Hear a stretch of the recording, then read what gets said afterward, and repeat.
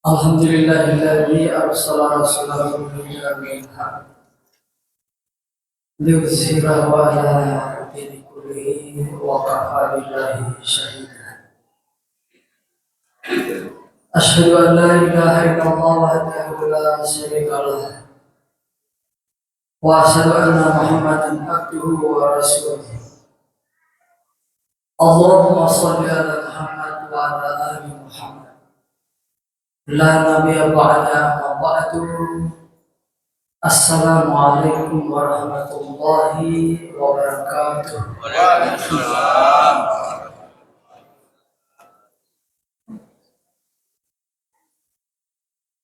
Yang dimuliakan Bapak Ibu kaum muslimin dan muslimat, jemaah Isya dan Tarawih yang sama-sama dirahmati dan dimuliakan Allah. Terkhusus kepada pengurus masjid dan seluruh panitia Amalia Ramadan yang sama-sama dirahmati dan dimuliakan Allah.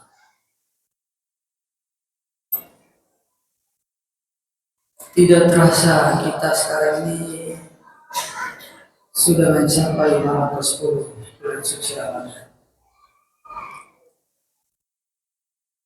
Tentunya kita bisa merasakan apa yang kita merasakan. Suasana batin kita beda pada saat sebelum kita berpuasa dengan kita melaksanakan puasa di bulan suci Ramadan. Pertanyaannya, kenapa harus suasana batin yang dibicarakan? Karena puasa ini mendidik rohani kita menjadi orang yang adem hatinya, yang tentram batinnya. Kok kenapa bisa seperti itu? Ya, yang bisa tercapai ketentraman batin, ketenangan hati adalah orang yang terjaga kesucian. Makanya hakikat puasa, harapan kita adalah bagaimana kita mencapaikan kesucian diri, mencapaikan derajat takwa, dan mencapaikan kasih sayang di antara sesama kita. Dan endingnya mudah-mudahan kita mendapatkan orang yang paling bertakwa. Dalam hal ini adalah takwa ini sebenarnya cita-cita kita yang sesungguhnya. Salah satu puasa ini endingnya adalah takwa. Ya ayyuhalladzina kutiba alaikumussyam kama kutiba alal ladzina min qablikum la'allakum tattaqun. Yang dipanggil untuk berpuasa hanya orang yang beriman kepada Allah. Pertanyaannya, di mana letak iman itu? Iman itu tidak ada di otak. Iman itu tidak ada di perut. Iman itu ada di dalam dada. Di dalam ada itu ada namanya hati. Di dalam hati itu ada iman. Bahasa hadisnya, abdi fi qalbul mu'minun, hambaku dalam hati. Di dalam hati itu ada hamba Allah namanya mukmin. Mukmin ini adalah iman, ini adalah orang kepercayaan Allah. Mana ianya? Itulah ruh yang ditiupkan 4 bulan 10 hari pada saat kita berada di rahim ibu. Ruh itulah ketika percaya kepada Tuhan, iman namanya. Karena dia percaya, maka dia perintah untuk apa? Untuk melaksanakan salah satu di bulan suci Ramadan adalah saum Ramadan.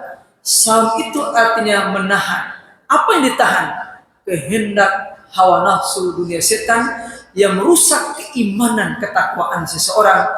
Karena iman sudah rusak, karena dikuasai oleh hawa nafsu dunia setan, maka kita terhijab dengan Tuhan dan kita tidak pernah merasakan kelezatan manisnya. Kenapa bisa seperti itu? Karena hati sudah menjadi gelap, fujur, zulmat. Oleh sebab itu, puasa mendidik rohani kita, bagaimana rohani ini adalah tercerahkan. Dia bisa mendapatkan cahaya nurun ala nur. Inilah cita-cita kita.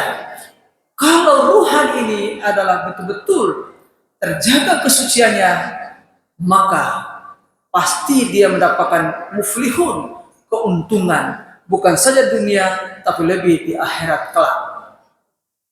Bapak Ibu yang sama-sama dirahmati dan dimuliakan Allah, tentunya yang mengotori jiwa ini, ketika kita ajib, ria, takabur, iri hati, dengki, hasud, fitnah, tamaloba, dan sombong. Ini sebenarnya hakikat puasa. Kalau tidak makan, tidak minum, itu adalah biasa saja. Itu hanya puasa fisikal tubuh. Tapi puasanya rohani adalah terjaga kesucian. Maka tanda orang Islam itu salah satunya adalah lidah tidak pandai berkata dusta. Perut terjaga daripada makanan haram. Tubuh terjaga dari loba dan tanah. Ketika lidah ini pandai berkata dusta, itu awal kehancuran mukmin, awal kehancuran orang beriman, dan tidak akan pernah mendapatkan kelezatan. Oh maaf, apalagi tadi muazin kita luar biasa, imam kita luar biasa.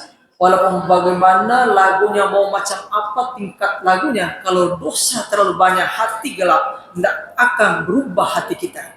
Bagaimana caranya supaya berubah hati itu? Mesti di bulan Ramadan ini kita didik rohani kita dengan semaksimal mungkin. Apa yang kita bisa berbuat, berbuatlah. Mudah-mudahan kita mendapatkan ridho dan kasih sayang Allah Subhanahu wa taala. Jemaah yang sama-sama dirahmati dan dimuliakan Allah, sederhananya adalah bulan puasa ini sebenarnya bagaimana mendidik rohani kita ini supaya tetap utuh kesucian dirinya. Karena dia datang dari Allah dalam keadaan bersih, suci, masuk di dalam hati. Hati ini sebenarnya wilayah kesucian, tapi kebutuhan jasmani ini banyak sekali. Mau menikah, mau punya mobil, mau punya rumah, mau punya ini, mau punya title, mau punya apa, maka dia terbagi dan dia tidak mampu melawan kehendak tubuhnya sebatang, hanya dia terpenjara. Maka datang Ramadan, Tuhan tahu sebelum bulan itu ruh kita terpenjara, maka bagaimana dicerahkan? Maka bacalah Quran, maka banyak berzikir, maka banyak sholat-sholat sunat, maka betul-betul kita perhatikan bagaimana berkasih sayang di antara sama kita. Apa pentingnya selalu baca Quran?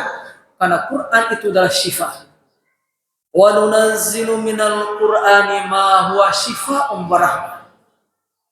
Wa nunazzilu minal Qur'an. Subhanallah. Didengar saja bacaannya lembut hati kita. Dia adalah sifat obat lil mukminin, bagi orang yang beriman kepada Allah. Jangankan kita sendiri membaca, mendengarkan saja orang membaca, subhanallah sejuk hati kita. Kenapa harus dibaca Quran ini? Kalau tidak dibaca Quran, bagaimana kita mau sholat? Kenapa harus kita baca Quran ini? Kalau tidak baca Quran, bagaimana cara mengeluarkan zakat, infak, dan sedekah? Bagaimana sih timbang terima zakat itu? Zakat itu adalah penyerahan diri. Zakat itu ada 3. Ada zakat diri dalam sholat. Mana itu? Inna sholati wa nusuki wa mahyaya wa mamati lillah. Itulah penyerahan diri kita secara otomatis kepada Allah Subhanahu wa taala. Ada zakat fitrah. Itulah hanya pada bulan Ramadan mensucikan jiwa kita dari dosa ampa anasir. Kita dikuasai oleh hawa nafsu dunia syaitan. Maka 4 cumpa itu membersihkan dosa kita. Itulah pentingnya zakat fitrah.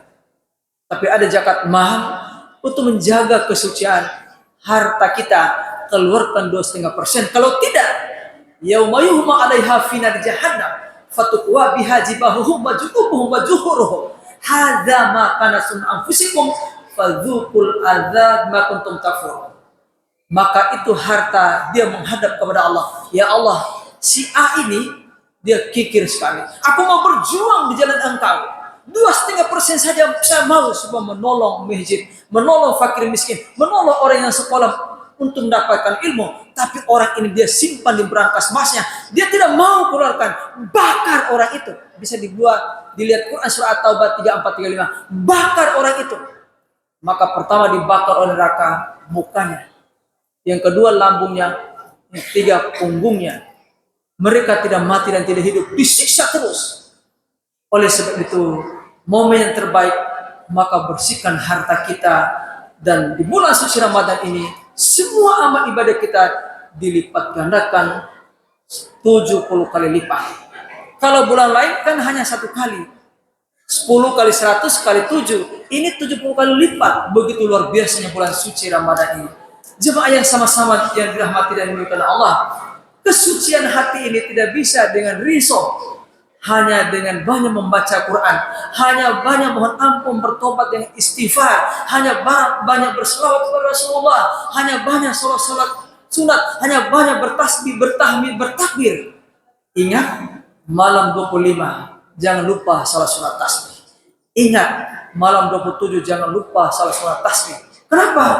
Karena di situ para aulia Allah, para malaikat Allah memimpin kongres. Apa maksud kongres? Ada panitia seleksi.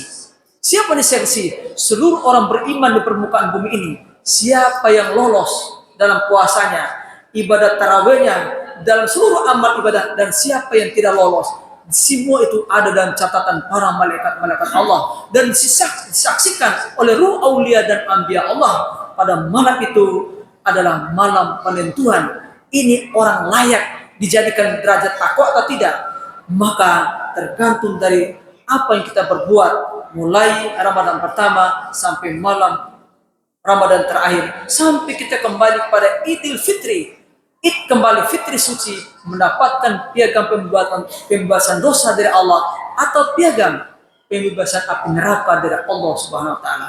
Alhamdulillah kita bisa bertemu pada Ramadan ini. Mudah-mudahan kita juga berjumpa pada Ramadan akan datang, insya Allah. Semoga kita diberikan kesehatan dan kekuatan, dipanjangkan umur, disehatkan rohani dan jasmani kita, dijauhkan mara bahaya dan bala bencana, dan selalu kita berkasih sayang. Apalagi di akhir zaman ini sangat susah berkasih sayang. Antara satu rumah saja beda. Apa yang beda? Pada satu agama, tapi beda faham. Ada yang alirannya Jabariyah, ada yang Qadariyah, ada Mu'tazilah, ada Qasim Jamaah Tabligh, ada Qasim Islam Jamaah, ada Wahabi, ada Salafi, ada NU, ada Muhammadiyah. Padahal itu dia tidak tahu hakikat Islam.